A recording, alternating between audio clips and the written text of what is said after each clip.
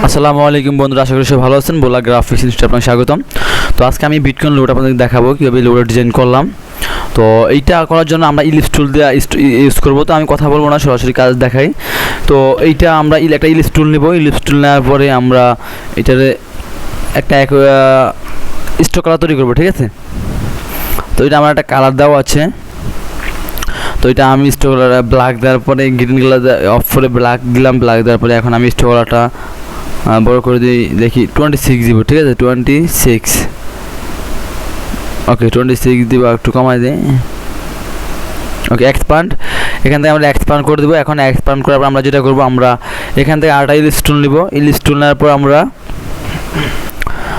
এখানে লিখবো 26 দিব স্ট্রোক কালারটা আমরা। ওকে, তো স্ট্রোক কালারটা দেওয়ার পর আমরা এটারে আরেকটা কপি করবো, অলটা ধরে কপি করার পর আমরা এটা রোটেট করে নিব। ওকে, তো এখন আমরা যেটা করবো, আমরা সবগুলো ধরবো। ধরার পরে আমরা শেপিলা টুলটা নেব, নেওয়ার পরে আমরা এখানগুলো কেটে দেবো এগুলা। ওকে,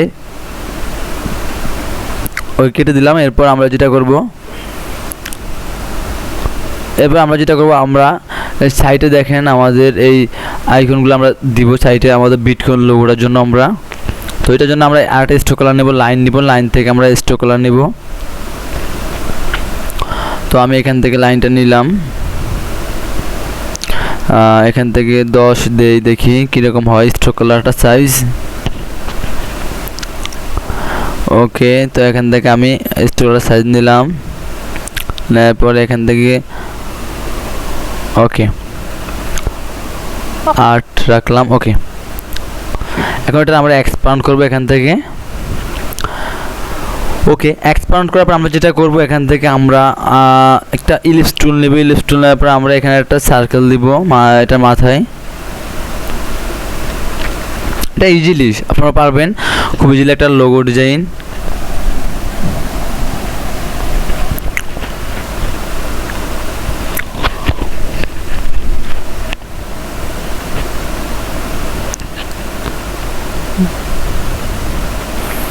ওকে, তো আমরা অলটা ধরে আবার কপি করবো, আরেকটা গ্রুপ করবো। আমরা এখান থেকে পাথ ফাইন্ডার দেবো, সবগুলো একটু ধরবো, বড় করে নিলাম। ওকে, এরপর গ্রুপ করব, শেপবিল্লা দিয়ে একটা শেপ করবো। শেপবিল্লা ধরে শিফট ধরে একটা শেপ করে দিলাম। ওকে, এরপর অলটা ধরে আরেকটা কপি করব।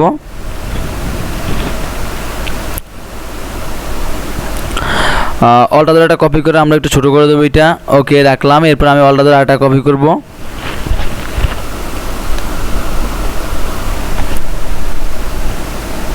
ওকে, এটা একটু হালকা বড় রাখবো।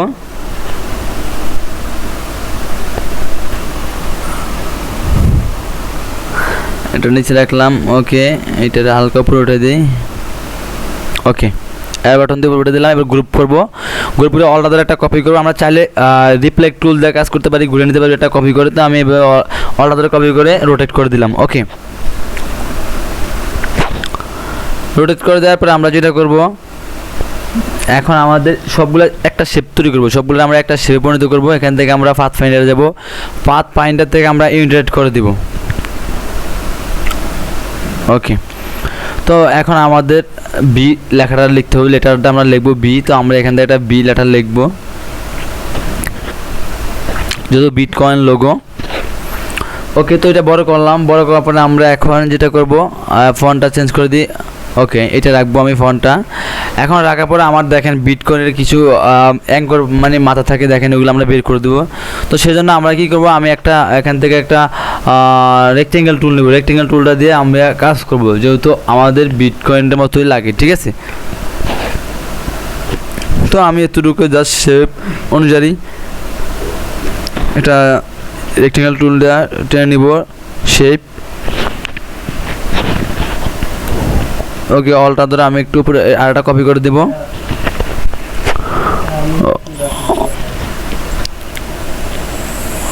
ওকে, তো আমি এখান থেকে যেটা করব, এটা আমার শেষ। এখন আমি এটা আরেকটা কপি করব। কপি করার পরে আমি অলটা ধরে এখান থেকে একটু উপরে আরেকটা কপি করে দিব।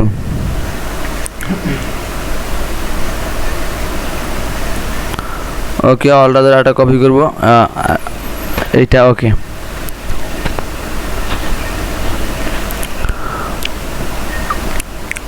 ওকে, তারপর আমরা যেটা করব, আমরা এটা আমাদের এটা ওকে, এরপর আমরা এটারে আউটলাইন করতে হবে। সে বিটা আমরা আউটলাইন করে নিলাম, এবার সবগুলো ধরে আমরা ইউনিট স্টার্ট করে দিলাম।